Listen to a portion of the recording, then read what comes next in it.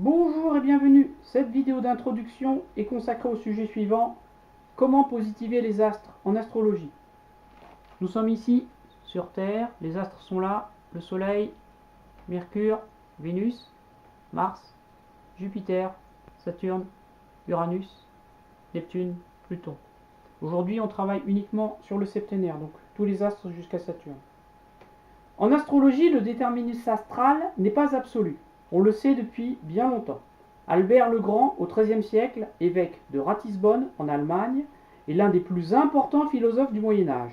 Il déclare: il existe en l'homme un double principe d'action, la nature et la volonté.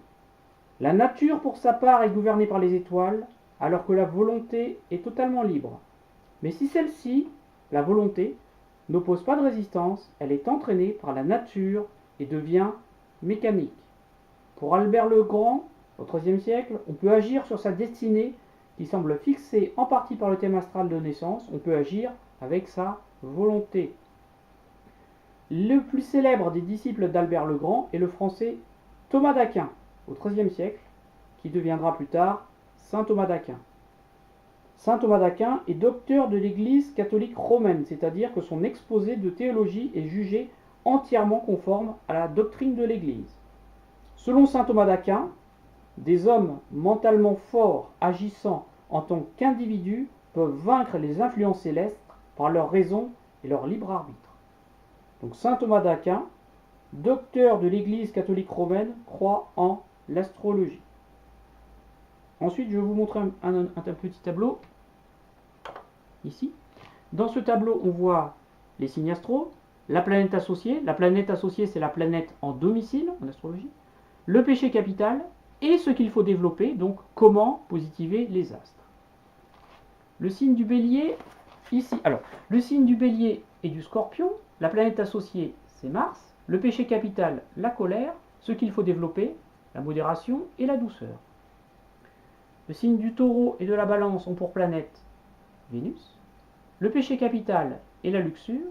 Il faut développer chasteté, moralité. Ensuite, le Gémeaux et la Vierge ont pour planète Mercure. Le péché capital, c'est l'envie. Il faut développer le détachement et la charité. Le signe du Cancer a pour planète la Lune. Le péché capital et la paresse. Il faut développer l'activité et l'effort. Le signe du Lion, la planète le Soleil. Le péché capital, l'orgueil. Il faut développer modestie et humilité. Le signe du Sagittaire et du Poisson ont pour planète, en domicile on dit en astrologie, Jupiter. Le péché capital, la gourmandise, à développer sobriété, modération. Et enfin, les signes astro du Capricorne et du Verseau ont pour planète Saturne. Le péché capital, l'avarice, à développer le désintéressement, la générosité. Enfin, voici un autre tableau. Dans ce tableau, on voit les signes astro, les planètes, les péchés et les âges de la vie selon Ptolémée. Ptolémée a écrit un traité d'astrologie au IIe siècle après Jésus-Christ, où il développe cette théorie des âges planétaires associés aux planètes. La planète de la Lune, le péché, la paresse, l'âge de la vie, c'est l'âge infantile, de 0 à 4 ans.